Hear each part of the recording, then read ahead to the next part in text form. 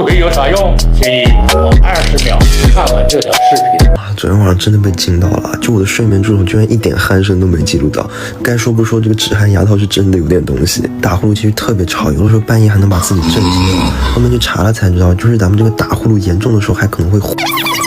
难怪黄磊上个综艺睡觉都带着呼吸机。这个自己开模的牙套，别觉得它不起眼啊，这个咬上了之后，它固定住了咱们的下颚，就睡着了之后不会因为下巴往后沉压住咱们的呼吸道，呼吸道通畅了之后，自然也就不打呼噜了。而且它这个是自己开模，相当于是独一份的啊，就收到之后，它这个牙膜其实是平的，也不用担心是别人用过的。就收到之后，咱们在热水里泡个1分钟，拿出来自己给自己咬一个牙膜，完全属于我们牙齿的形状啊，就睡觉的时候也不会觉得硌，它也不会掉。它这个牌子是日本进口的，而且中间这个牙胶的材质还是婴儿奶嘴的那种，就放在嘴里不会有那种劣质塑料的味道，就感觉不用担心打呼噜很吵醒，也不用买个那种大几千的呼吸机放在家里落灰，哎，就这个100-200块钱的牙膜，哎，性价比高不说了，就这么小小的一个啊，就咱们出去玩或者是出个差随身携带也很方便。我真建议所有打呼噜你们都去备上一套这个止鼾牙套，他们家现在新品上新，买一套还额外送3对这个替换的牙胶，就这么一套啊，我跟你说用个好几年都不是问题。先拿开始烫个1分钟，拿出来咬个5秒，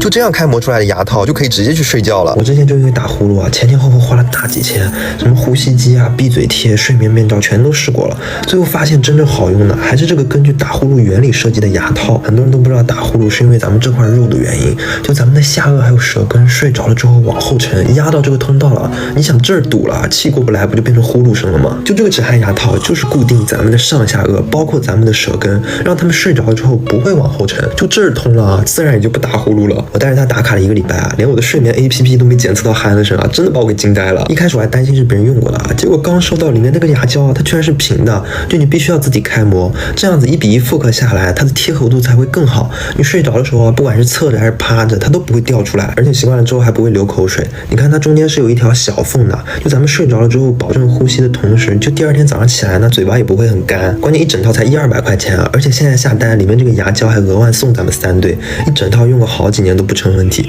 就这个性价比啊，不比那大几千在家里落灰的呼吸机好太多了。在了吗？这儿了。之前就是因为睡不好，我俩差点离婚了。后面还是我日本的牙齿朋友啊给我推荐的这个，在国外人家这个早就流行了。之前什么喷的、贴的、鼻夹，还有又贵又占地儿的呼吸机啊，我都试过了。最后发现啊，真正好用的还得是这个根据打呼噜原理设计的牙套。我已经打卡了第29天了。睡眠助手是一点鼾声都没有记录到。其实打呼噜啊，就是当我们睡着了以后啊，这个舌头还有下颚往下沉，然后把这里给堵住了。带上它呢，就是把这一块很好的给固定住，把这个给它抬起来，所以它压不住了，自然就通了。也就没有动静了。早起用完，把它往消毒舱里一放，既安全又卫生。刚收到的时候啊，这个牙胶它是平的，在开水里烫一下，是咬一个独属于你自己的牙膜，这样会更贴合，翻身睡觉都不会掉出来。刚开始的时候我也觉得它有点小贵，但是和去白房子配一个1000多比起来，那简直省太多了，还支持7天试用，而且啊，它还送了3对可替换的牙胶。你这样一套算下来能有好几年呢。其实打呼噜啊、噪音也都是小事儿，最主要的是对咱身体的伤害，可不能忽视啊。